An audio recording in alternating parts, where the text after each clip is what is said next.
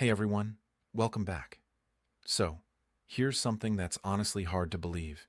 If the government shutdown continues much longer, food stamp benefits could actually stop for the first time in modern history. That means millions of families, seniors, and even children who depend on that help every month might suddenly have nothing.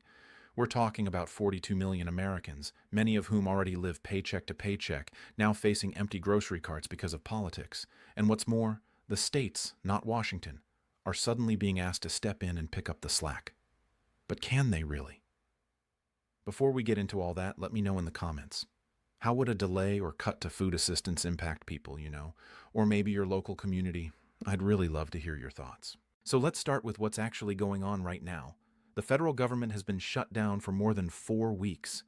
What began as a budget fight in Washington has turned into something much bigger, a crisis that's reaching right into America's kitchens.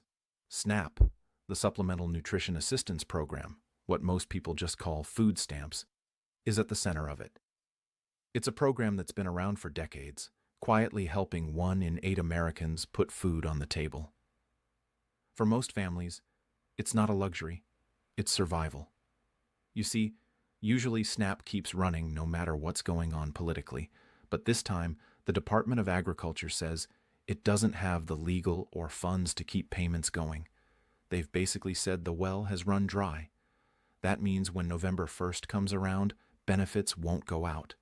And that's left millions of people scared, confused, and honestly angry. Now, it's easy to look at numbers.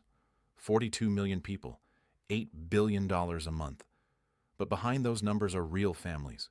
One mom, for example, needs a special baby formula that costs around $50 a can. Without those benefits, she doesn't know how she'll pay for it. And she's not alone.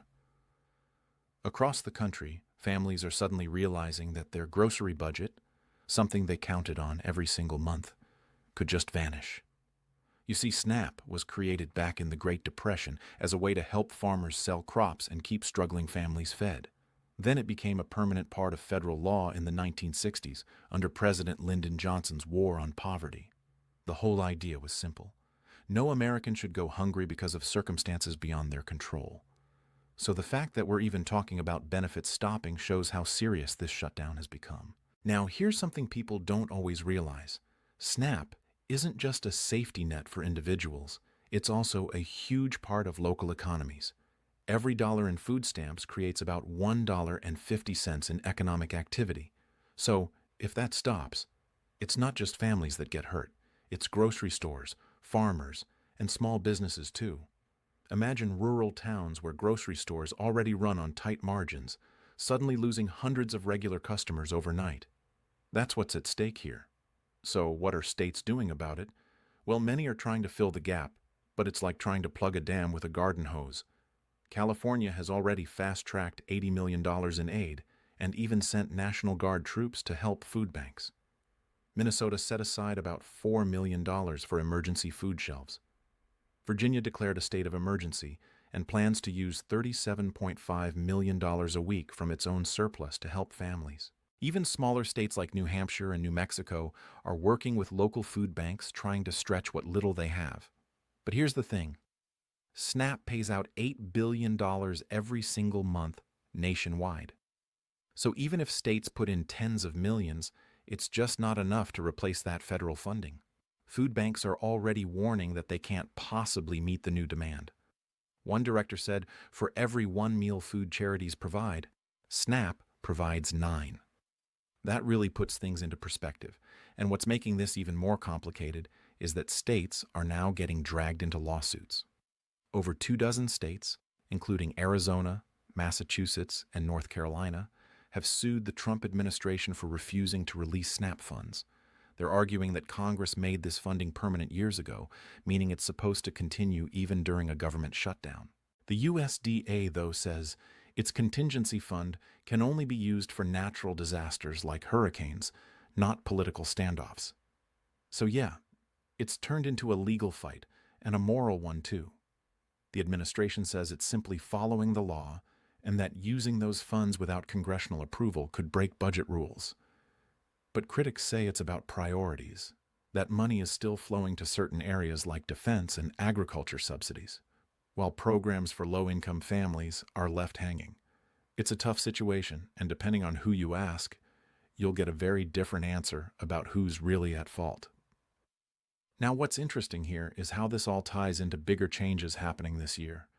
You might remember the One Big Beautiful Bill Act that passed earlier in 2025. It added new work requirements for food assistance, meaning that many adults up to age 64 now have to work or volunteer at least 80 hours a month to keep their benefits. The administration said it's about promoting independence and responsibility, but critics warned it would make life harder for people who simply can't find steady work, especially in rural areas or for those caring for family members. So now with the shutdown, you've got people who already face tighter rules suddenly being told that even if they qualify, their benefits may not come. And that's where frustration is really boiling over. You've got governors from both parties saying, "We'll do what we can." But even they admit that states can't replace the federal government's role in feeding millions. And there's another part of this. People don't always think about the emotional toll. I've heard from viewers before who say they're not on SNAP, but their parents or neighbors are, and they're scared too. It's the uncertainty that gets to you, not knowing if next month you'll have food or if you'll have to choose between groceries and gas. One woman said, "I don't know what it's going to take for Congress to listen to us little people." And that feeling that Washington doesn't hear you is spreading fast. What's more, this isn't just about hunger. SNAP helps stabilize families during hard times. Job losses, medical emergencies, inflation spikes. When it stops, everything gets harder. Kids go to school hungry. Seniors start skipping meals to stretch their benefits. And the health costs of that ripple out far beyond food into hospitals, pharmacies, and community centers. Now, I know some people might say, well, states should take care of their own. And sure, some states are stepping up. But let's be real, not all states have the same resources. California can pull from a large budget, but what about places like Mississippi or West Virginia? In those areas, food banks are already stretched thin. West Virginia's governor even launched a donation drive and pledged $13 million in matching funds to help local food charities. That's great, but compared to the 80 to 90 million that SNAP provides in New Mexico each month, it barely makes a dent. And when you think about it, it's not just a policy issue. It's a test of values. The idea behind programs like SNAP isn't just about economics. It's about compassion, about saying that in America, no one should go hungry because of a political fight. That's why so many people are calling this more than a logistical failure. They're calling it a moral one. What makes this even more frustrating is that it didn't have to get this far. Some experts say the USDA could have used its contingency fund, while others argue Congress should have passed a temporary funding measure to keep SNAP going.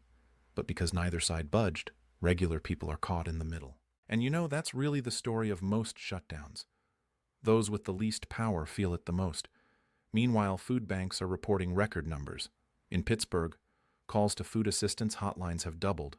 In Philadelphia, lines wrap around buildings before they even open. And guess what? The benefits haven't even stopped yet. That's how scared people are. They're trying to prepare for something they've never had to face before. Economically, this could also hurt small towns. In Georgia, for example, SNAP brings in over $3 billion a year in spending. If that stops, grocery stores, farmers, and suppliers all take a hit. So it's not just families losing food, it's local economies losing lifelines.